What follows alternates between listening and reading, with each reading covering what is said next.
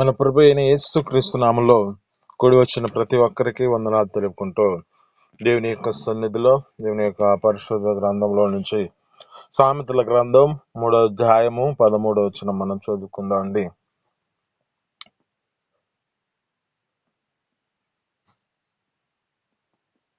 సామెతల గ్రంథం 3వ అధ్యాయము 13వ వచనం మనం చదువుకుందామండి.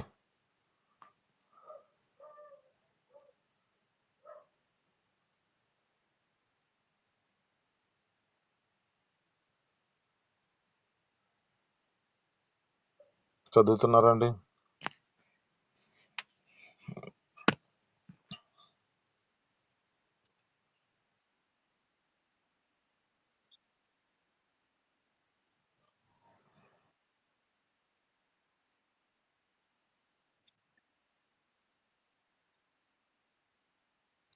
హల్లెలూయా. ఇక్కడున్న మాటలు బట్టి చాలా జాగ్రత్తగా మనం గమనిస్తే జ్ఞానం సంపాదించువాడు ధన్యుడు అంటుంది.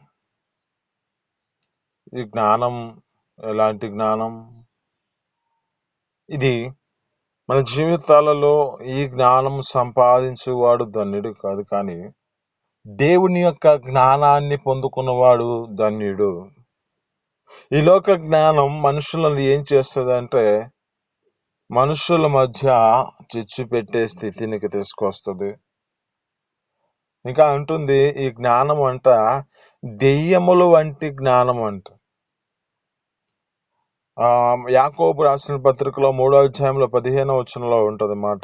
చదువుకుందాం ఒకసారి, త్వరగా చదవండి. యాకోబు రాసిన పత్రిక 3వ అధ్యాయము 15వ వచనం.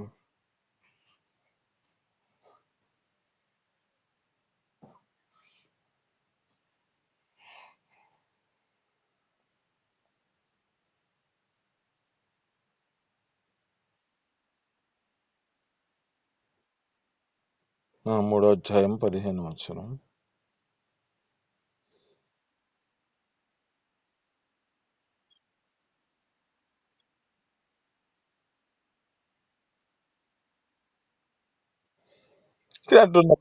ఇక్కడ అంటున్న మాటల్లో జ్ఞాపకం చేసుకుంటే ఈ యొక్క జ్ఞానము లోక సంబంధమైన జ్ఞానం, ఇది భూ సంబంధమైనది అంటున్నాడు.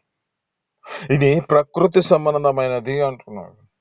అంటున్న మాటలు బట్టి జ్ఞాపకం చేసుకుంటే ఈ జ్ఞానము దెయ్యముల వంటి జ్ఞానము. ఈ జ్ఞానము దెయ్యముల వంటి జ్ఞానము అంటే అసలు అది ఏ విధమైన స్థితిలో ఉంది?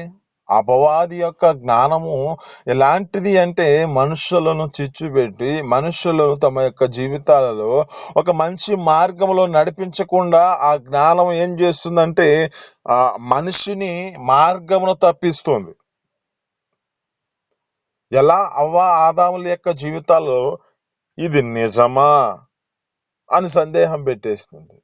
అలాగే ఈ లోకంలో మనుషుల యొక్క జ్ఞానం ఏం చేస్తాయి అంటే ఈ మనిషి యొక్క జీవితంలో ఇది నిజమా అనే ఒక సందేహాన్ని పెడుతూ లోకంలో అనేకమైన వారు తమ జీవితాల్లో ఆ జ్ఞానమును పొందుకొని ప్రకృతి సంబంధమైన జ్ఞానము, భూ సంబంధమైన జ్ఞానము, ఈ యొక్క దెయ్యముల వంటి జ్ఞానాన్ని పొందుకొని మనుషుల మధ్య మనుషులు ఆ యొక్క మధ్య అది మనుషులకు గోడ పెడుతూ దేవునికి దూరం చేస్తున్న పరిస్థితి కనపడుతుంది. అదే మనకు కావలసిన జ్ఞానము పైనుండి వచ్చే జ్ఞానము. ఇది ఏం చేస్తుందంటే మనిషి యొక్క జీవితంలో పవిత్రమైనది. ఇది యొక్క స్థితిని బట్టి జ్ఞాపకం చేసుకుంటే అది సమాధానకరమైన స్థితిని కలగజేసేది. అది ఇంకా సులువుగా లోబడేది. ఆ యొక్క స్థితిని జ్ఞాపకం చేసుకుంటే అది లోక సంబంధమైన మత్సరము అనేవి హృదయాల్లో నింపుకునేది కాదు. ఈ యొక్క జ్ఞానము అమర్యాదగా మాట్లాడే జ్ఞానం కాదు, పైనుండి వచ్చిన జ్ఞానము. ఇది ఏం చేస్తుందంటే మనిషిని దేవుని ఎదుట పరిశుద్ధతలో నిలబెడుతూ అనేక మంది యొక్క జీవితాలలో అది అనేక మందికి ఒక ఆశీర్వాదకరమైన స్థితిలో ఉండగలిగిన జ్ఞానం ఈ యొక్క పైనుండి వచ్చే జ్ఞానం. ఒక దినాన మరి జ్ఞాపకం చేసుకుంటే మనకు తెలిసిన మాటలే. ఏమంటూ ఉన్న స్థితిని గుర్తు చేసుకుంటే, బాల్య దినములో దేవుని యొక్క ప్రణాళికలో దేవుడు ఆ యొక్క వ్యక్తిని ఇశ్రాయేలు ప్రజల మీదుగా రాజుగా ఆ వ్యక్తిని అభిషేకించాలనే ఆలోచన చేత నడిపించబడుతున్న స్థితిలో దేవుడు తన యొక్క జీవితంలో ఆ విధమైన స్థితిలో నడిపించబడుతున్నప్పుడు ఆ యొక్క వ్యక్తి దేవుని యొక్క సన్నిధిలో అడుగుతూ ఉన్నాడు, అయ్యా, నేను ఈ సంఘమును ఈ యొక్క ప్రజలను నేను నడిపించాలి, ఈ యొక్క ప్రజలను నేను వారిని రక్షించాలి. అయితే నే యొక్క జీవితంలో ఈ యొక్క జ్ఞానము నాకు సరిపోదు. కనుక నీ యొద్దనున్న జ్ఞానం నాకు దయచేయి అని దేవుని సన్నిధిలో వేడుకుంటూ ఉన్నాడు ఈ యొక్క సొలొమోను గారు. ఈ సొలొమోను గారి యొక్క జ్ఞానము జ్ఞాపకం చేసుకుంటే, ఇతని వంటి జ్ఞానము కలిగిన వాడు పరిశుద్ధ గ్రంథంలో ఎవరు ఉండరు. ఈ యొక్క వ్యక్తి జ్ఞానము ఎలాంటి జ్ఞానమో జ్ఞాపకం చేసుకుంటే, ఆ యొక్క జ్ఞానాన్ని పొందుకున్న స్థితిని గుర్తు చేసుకుంటే, ఆయన తీర్చిన మొదటి తీర్పే అనేక మంది జీవితాలలో ఆశ్చర్యపరిచింది. ఆ యొక్క తీర్చిన తీర్పే అనేక మంది యొక్క జీవితాలలో ఆయన యొక్క స్థితిని గుర్తు చేసుకున్నాయి. ఆయన ఈ యొక్క వ్యక్తి దైవ జ్ఞానాన్ని పొందుకున్న వ్యక్తి అంటున్నారు. ఇది మనం నీతో మాట్లాడుతున్న మాటలను బట్టి మనకి ఈ లోక సంబంధమైన జ్ఞానం మనకొద్దు, ప్రకృతి సంబంధమైన జ్ఞానం మనకొద్దు, ఈ లోక సంబంధమైన జ్ఞానం, దెయ్యముల వంటి జ్ఞానం మనకొద్దు. మనకు కావలసిన జ్ఞానము ఎలాంటిది అంటే, దేవుని యొక్క సన్నిధిలో ఆ పైనుండి వచ్చే జ్ఞానము ఎలాంటిదో, పవిత్రమైనదిగా మార్చబడిందో అలాంటి జ్ఞానం మనం పొందుకుందాం. సమాధానకరమైన జ్ఞానాన్ని మనం పొందుకుందాం. సులువుగా లోబడే జ్ఞానాన్ని మనం పొందుకుందాం. ఏ విధమైన స్థితిలో అమర్యాదగా మాట్లాడేది కాకుండా మర్యాదగా మాట్లాడే జ్ఞానాన్ని మనం పొందుకుందాం. ఇంకా జ్ఞాపకం చేసుకుంటే, ఈ యొక్క మర్యాదల్లో జ్ఞాపకం చేసుకుంటే మనిషి యొక్క జీవితం ఆధారపడి ఉంటది. ఆ యొక్క మాటల్లో జ్ఞాపకం చేసుకుంటే, ఆ యొక్క స్థితిని గుర్తు చేసుకుంటే, దావీదు గారు ఒక ప్రదేశంలో అనేకమైన వాటికి కాపలాగా ఉన్నవాడు. వేటికి? నాబాలు గారి యొక్క కలిగిన కొన్ని వాటికి ఆ యొక్క వ్యక్తి ఆ ప్రదేశంలో కాపలాదారులుగా ఉన్నట్లుగా వారిగా కనపడుతూ ఉన్నది. అక్కడంటే ఒక సాక్ష్యాన్ని చెబుతూ ఉన్నారు. ఏమని? అయ్యా, వారు ఉన్నంత వరకు మన జీవితాలలో మనకి క్షేమముగా కనబడ్డాయి. మన వాటిలో ఏది తక్కువ కాలేదు, ఏది ప్రాణం విడిచింది కాదు, ఏ శత్రువు మన మీదకి వచ్చిన స్థితి కనపడలేదు. అయితే ఇక్కడ జ్ఞాపకం చేసుకుంటే, ఆ యొక్క దావీదు గారు ఆ యొక్క నాబాలు గారి దగ్గర పంపించినప్పుడు ఏలం చేస్తున్నాడు. అతని జీవితంలో గర్వం హృదయం కలిగిన వాడై వ్యతిరేకగా మాట్లాడుతూ ఉన్న స్థితి కనబడుతుంది ఈ యొక్క నాబాలు గారి యొక్క జీవితం. అక్కడ అంటున్న మాట, నాబాలు అంటే ఈ యొక్క మోటితనం గల గుణవాడు. అతడు తన యొక్క పేరుకు తగినట్లుగా తన జీవితం కనబడుతుందని చెప్పి తన భార్య అంటుంది. ఈ స్థితిని బట్టి జ్ఞాపకం చేసుకుంటే అనేక మంది ఉన్నారు. తన యొక్క స్థితిని బట్టి తన మామను విడిచిపెట్టి ఆ విధమైన స్థితిలో పరిగెత్తుతున్న వారు అనేక మంది ఉన్నారు చెబుతూ. యెషయా కుమారుడు ఎవడో నాకు తెలియదు అని చెబుతున్నాడు.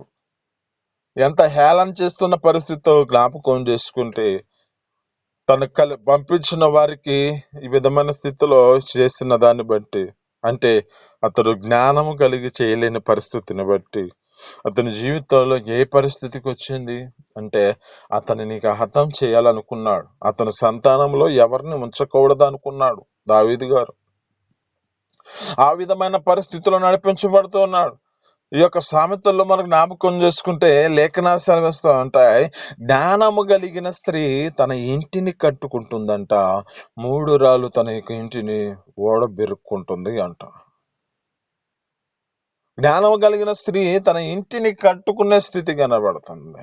ఇక్కడ అబిగాయలు జ్ఞాపకం చేసుకుంటే ఆమె యొక్క జీవితంలో ఈ యొక్క స్థితిని బట్టి అయ్యా మా అమ్మ, ఈ యొక్క సైనికుడు చెబుతున్నాడు, వారి దగ్గర ఉన్న ఆ యొక్క వ్యక్తి చెబుతున్నాడు, ఆ వ్యక్తి చెబుతున్న స్థితిని గుర్తు చేసుకుంటే, అమ్మా, వారున్నంత కాలం మన జీవితాలలో మనకి వేటికి ఏమి అపాయపు స్థితి రాలేదు.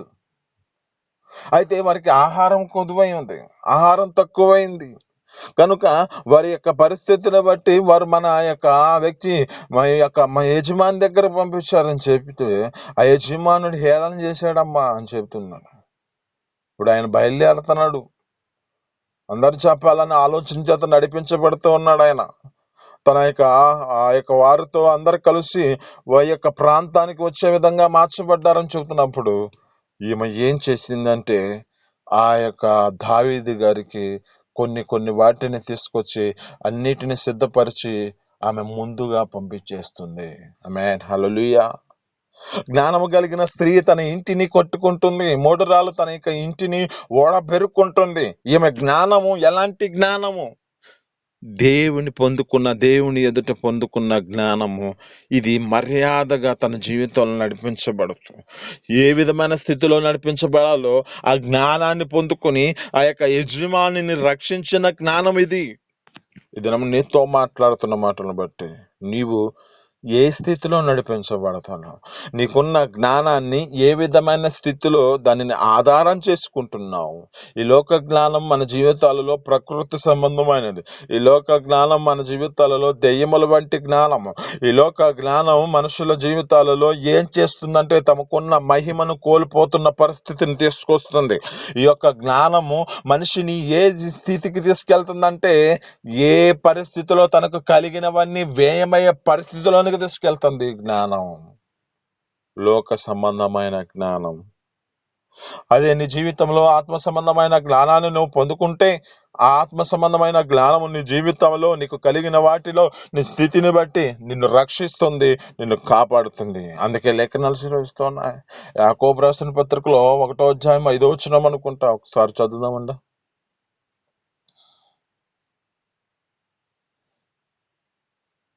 యాకోబు రాసిన పత్రిక 1వ అధ్యాయము 5వ వచనం.